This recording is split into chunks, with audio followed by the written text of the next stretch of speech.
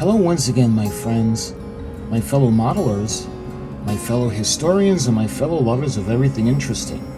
I'd like to welcome you back to another video, and we're going to be looking at a really interesting ship today, or, boat.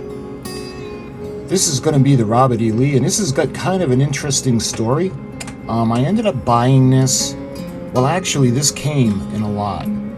I wanted the presentation set for the SS United States, and it had other models with it, and it came with this, and it came with the Olympic. So I was curious about the Robert E. Lee, and I wanted to know if it was a real boat or not. Anyway, I researched it, and I did do a history of video on this, and I'll put the link in the description if you want to see it. But this is a real boat. This was launched in, I believe it was 1866, and the cost was over $200,000, which was an awful lot of money back then. And she was one of the grandest ladies of her day. Sound familiar? She was built for luxury, transport of passengers as well as cargo. And she was made famous by this famous race on the Mississippi that put her up against the Natchez, and they went from the Delta, New Orleans, the mouth of the Mississippi, all the way up to St. Louis, and this lady right here made it in just over 3 days. I think it was 3 days, 18 hours, and 14 minutes that she had made the journey. Incidentally, that still stands today. But this model kit is from 1956, and this is the Revell. This is the authentic Revell before they moved to Germany. They were still in Venice, California. So my friends, sit back and relax, and we're going to look at the 1956 model kit of the Robert E. Lee Mississippi Steamboat.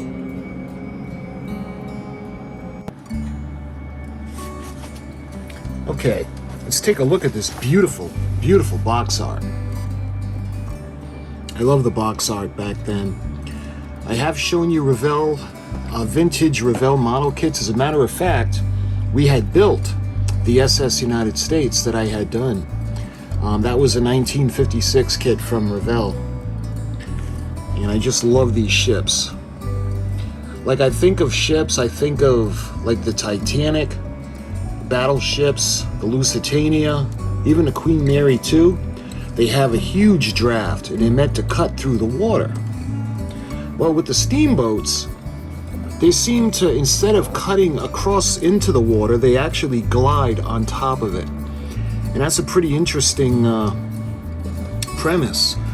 Again, this is for a steamboat on a river. And, you know, the conditions are not quite like the North Atlantic. I do know they have rapids and things like that, but one of the reasons they have the low draft is because of all the debris on the bottom. It can risk damage to the ship. So these are beautiful, beautiful boats, and I was happy to get this model. Incidentally, this would be model H328198, and this is the Robert E. Lee Steamboat. And as you can see, they want you to reuse the Revell Type S model cement. And I do believe it's the same on both ends of the box. So when we look at the sides, you can see some of the other things that they have available from Revell. You can see they use the Revell paint set and S-type cement. This is 1956 Revell, Venice, California.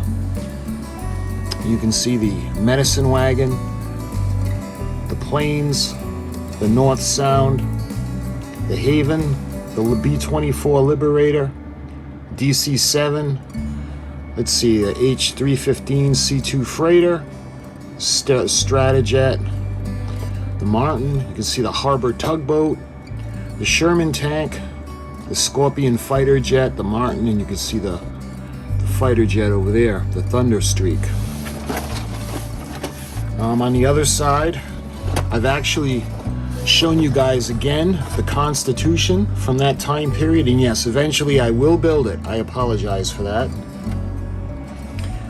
And you can see more of the jet planes. We got the trucks, all the way down to the Bounty. And I have shown you that model kit as well. I don't think it's the 1950s version of Revell though. So that's basically the box. So let's take a look now at the little goodies on the inside. We'll put this over here. First thing I noticed that is on top are the instructions. And you can tell this is vintage because they don't make instructions like this anymore. These are just like really cool instructions. Now you could fold it out and it was almost like a tablecloth. But this is the assembly instructions for your Robert E. Lee Revell Authentic Kit. Historical background of the Robert E. Lee as well. And I did do a video because I love sharing vintage model kit instructions with you guys as well. So I did make a video of that. If you want, you can check that out, but that's just the instructions. So when we look down, you can see there's information on the ship, and what this actually is the information that they're talking about. So why don't we're gonna see what Revell has for information and see how well I matched it up.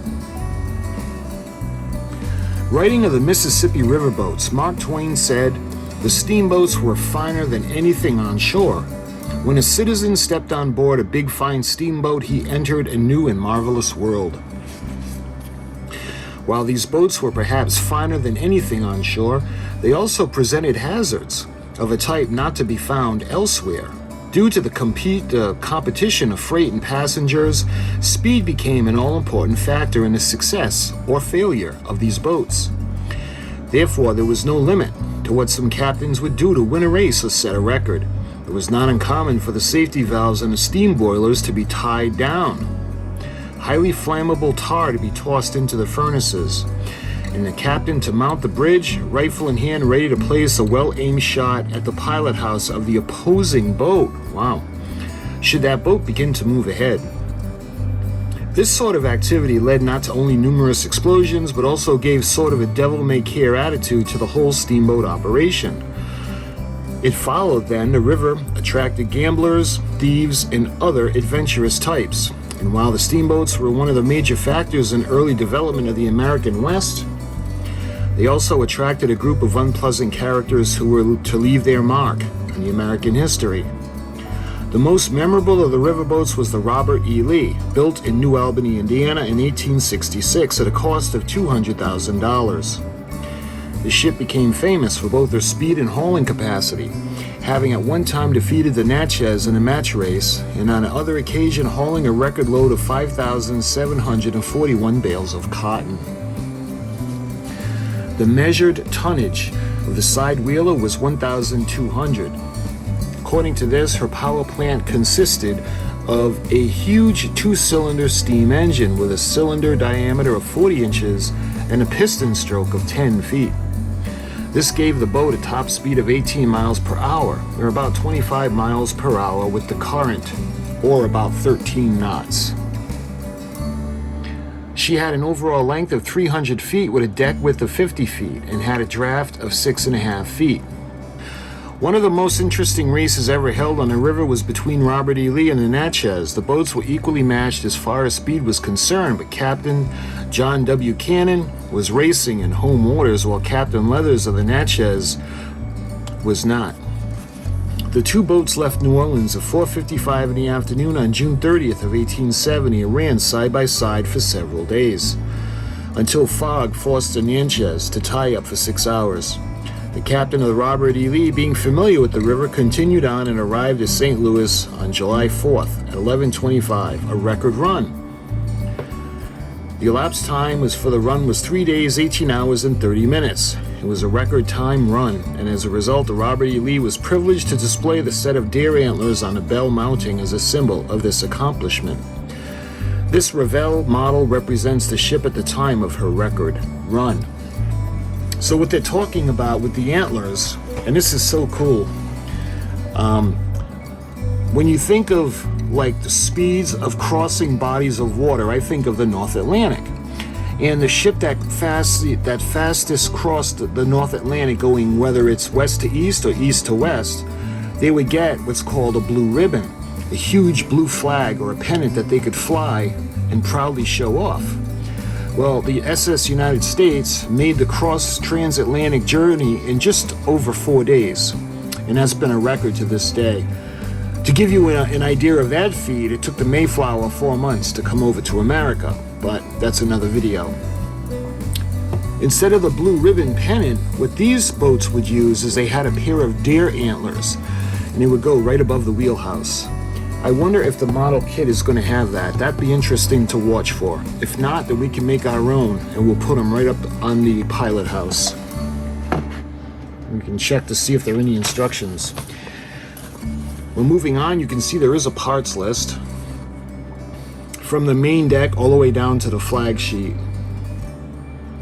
And then if there's anything missing, we can fill out the coupon below. But I don't think this coupon will be good anymore. Alright, so moving on, you can see on the back they've got more models, old Ironsides, the SS United States, and then you can see you can order away for the 32-page color catalog. Revell, 4223 Glencoe Avenue, Department CRM, number 328, Venice, California. Again, they're in Germany now. They since moved from Venice. All right, what else is in here? We got another little piece of information. Follow numbers steps carefully for ease of building your model. Apply cement sparingly.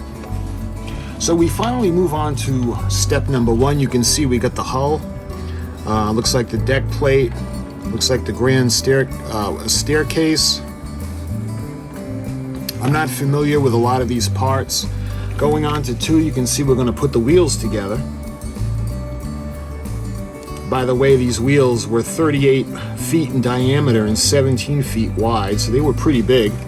You can see the smokestacks. I'm going to put those together, and those are going to be black. Step 4, you can see all the pieces that are going to go on to the upper deck that we had put on. I think that's going to form the base for the superstructure. On to step 5, you can see we're going to put the paddle wheels on, as well as that cover that goes on the side. Step 6, we put on that beautiful kind of railing that makes them look so graceful and elegant. And then I think that's the pilot house on top. And as of right now, I don't see the antlers. Yeah, they don't have them. On to step 8. So what we're going to do is we're going to make our own antlers for her to display. You can see as some of the decals are going to go on. Looks like a little lifeboat on the side. And a little bases that she's going to stand on. And that's basically it. The last part of the instructions are going to be for the rigging and the placement of the flags. So this is going to be a fun model kit to build, and we will build it. I don't know when, because I've got so many projects going on right now. This is the end of, well, we're mid-March. We just had St. Patrick's Day, and April is coming, and April is Titanic month. So we got a whole bunch of things planned for this lovely lady right here. We're still working on Titanic, the Agora one, and I painted the line down the starboard side, and I'm not happy with it, so I'm thinking of what I can do to change that and make it look better. But I do have another model that I had gotten specifically for the build that we're going to be starting soon, because I want it to be finished to honor her on her sinking.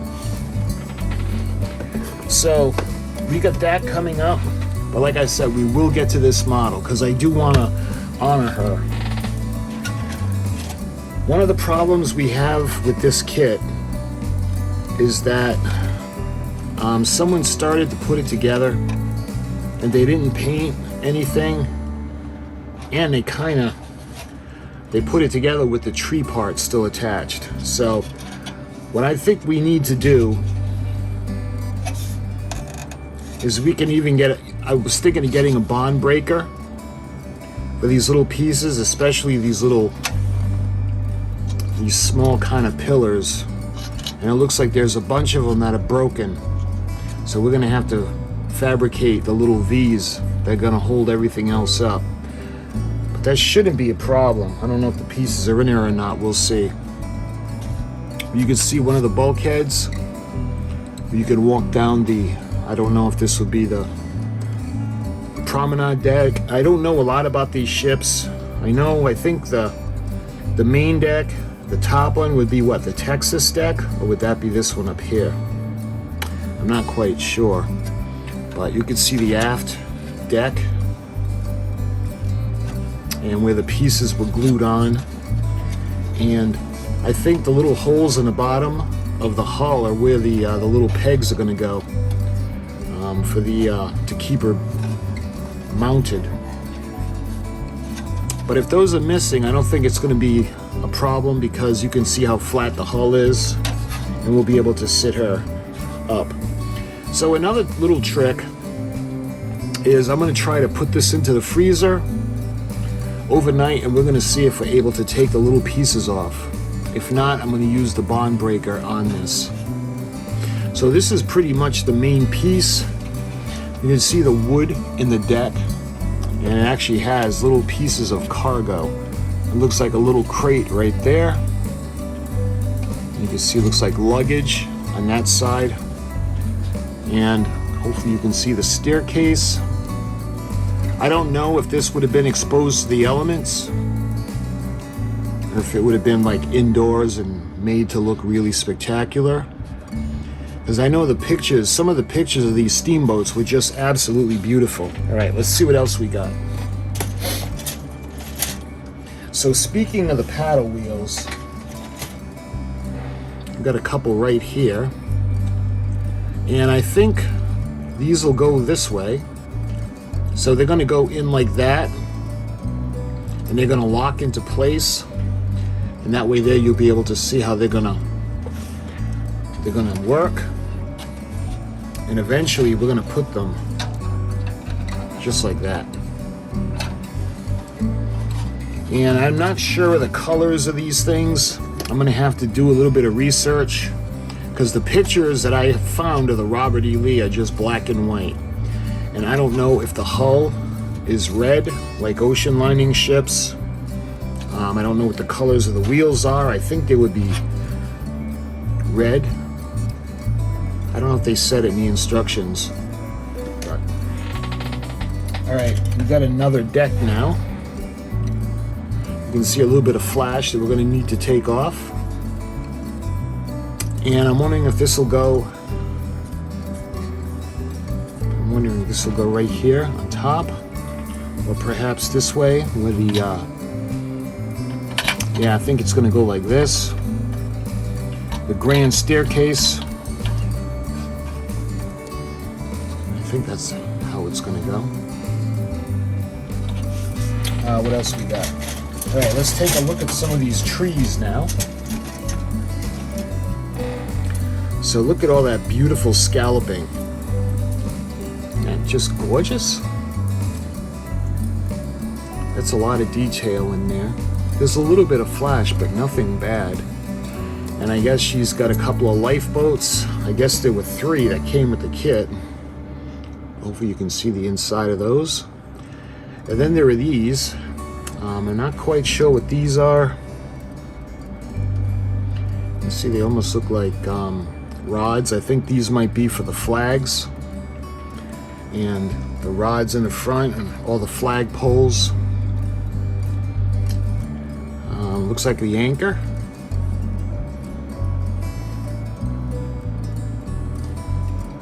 I don't know if that's a bollard over there. But that's one of the trees that actually has parts on them. So let's put this on to the side. And it looks like we have another deck. So I'm not quite sure the way this is going to go. I don't know if it's going to go that way.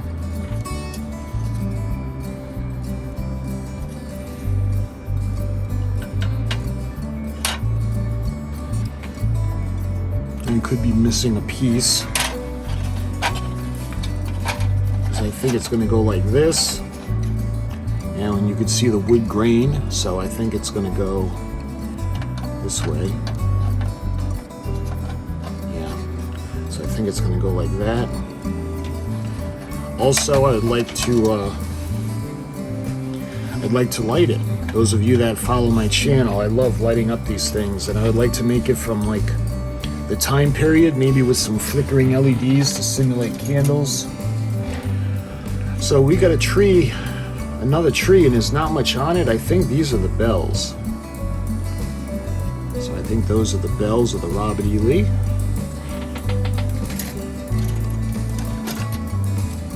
And this one looks like we have the, I think that's the top of the pilot house or the wheelhouse. You can see a couple more flagpoles, and looks like walls to the wheelhouse.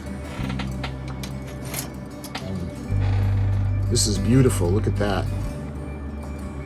So they actually have more of the windows that are open where we could light up. And you can see they have the Robert E. Lee like embossed, so they're raised. And this will go just like that.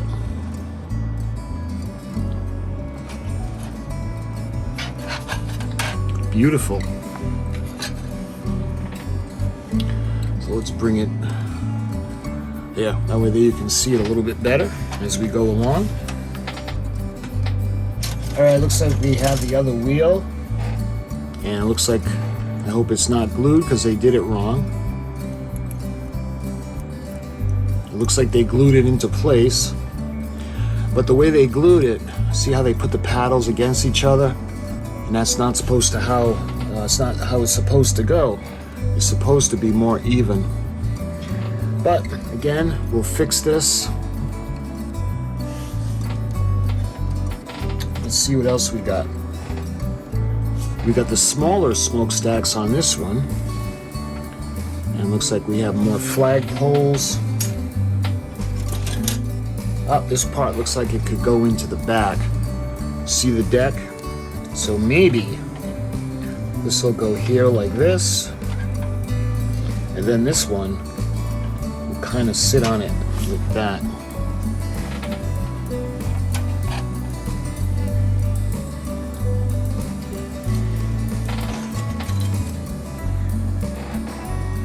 And I don't know if this is the Texas deck, where this would have 24 more staterooms.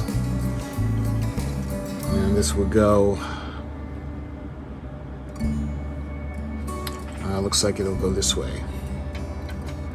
You can see the little staircases that are bringing it up.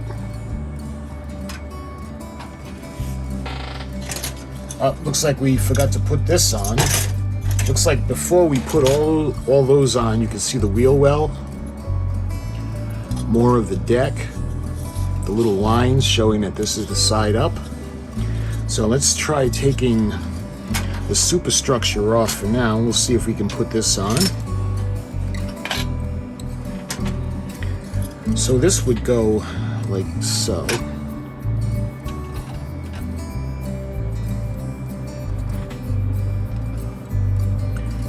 So I think this is going to go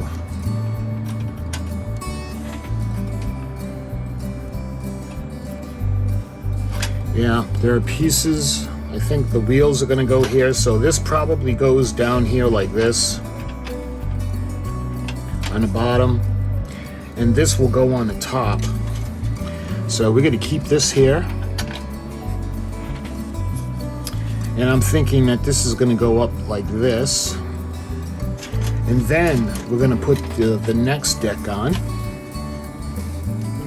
like that, and then the Texas deck just like that. And it's looking like the wheel is going to go onto this little axle right there. And then eventually this is going to go on the side. So this is going to be a beautiful kit. I just hope all the pieces are there. So let's see what else we got. So we got the other side. You can see we can light the windows. And we do have decals for the name of the ship, but I wonder if it'd be better to paint it red and then put the black on the highlight. So we'll put that to the side. So it looks like we have the boat deck where the wheelhouse is going to be, and I think that's going to go like this. Beautiful. And then the pilot house would go on top of that. We'd have the smokestacks. Oh, here they are. Speaking of which, looks like they broke, because these are supposed to be one piece. So this is going to go into this little hole like that.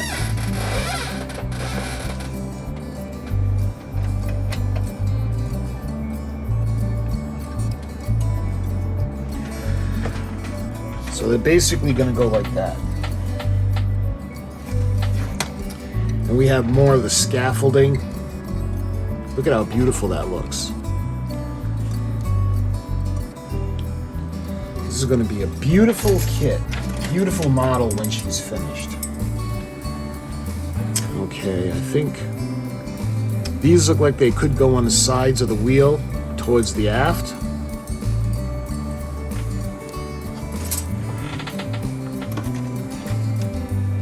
Looks like we have some more flag poles. I guess there are a lot of flags in this kit. And looks like we have the rudder right there.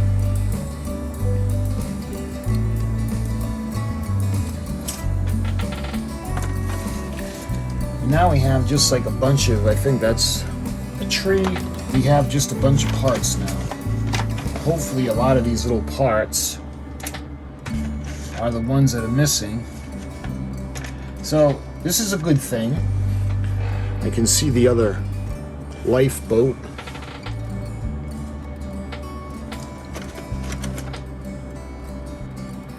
Looks like we have more of the bulkheads, or it could be the walkway for the front of the ship. I think they would go out in the front. We have more of the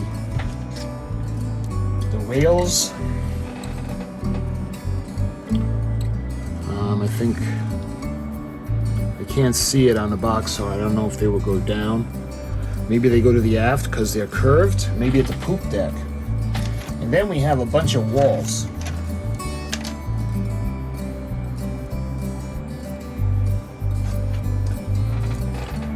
So again, we can paint these and light them up.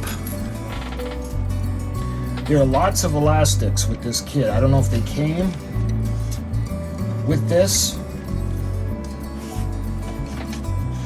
or if the person who was building it was going to use the rubber bands to keep it together while the glue dried.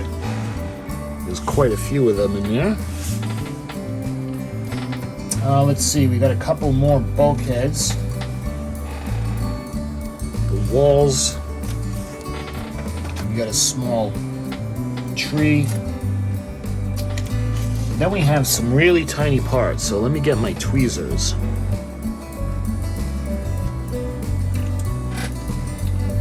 Yeah. I think those are all the pieces, because this is... Yeah. Hopefully you guys can see all that. Looks like these little V-type supports that were broken off that we can fix. So I'm going to put these back in the box. Nice. And we do have one more piece of plastic, but I think that's just flashing. Okay, now we got the decals. So like I was saying, we could use the decals. They're really old. The letters are red and the raised areas are black.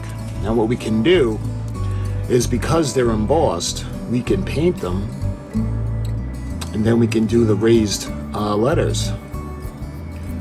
So I'm not sure if these are going to be usable because they're from 1956. We'll see. Those are the decals, and lastly we have the pennants.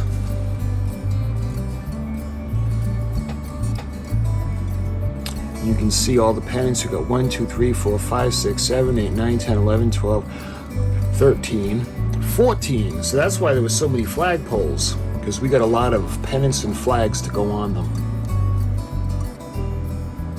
Now remember, this was she was launched in 1866. Her name is Robert E. Lee, but this is a northern ship. Whereas the Natchez, her captain, Captain Leather, was more of a Southern Confederate supporter. But anyway, that is the Robert E. Lee. So I think this build is going to be a tremendous amount of fun. And I hope I have all of the parts, and like I said, we will get to this eventually. I don't know, because we have so many different things going on. And the next ship model I'm going to show you guys is going to be for Titanic. So my friends, until we actually start this build, the first thing I'll do is I'll put together a lighting kit, and we'll do a plan, and then we'll move on from there and start to build and paint the ship. So my friends, I hope you enjoyed this video. I love sharing vintage models with you guys, and until my next video, thank you so much for watching, and I'll talk to you guys soon.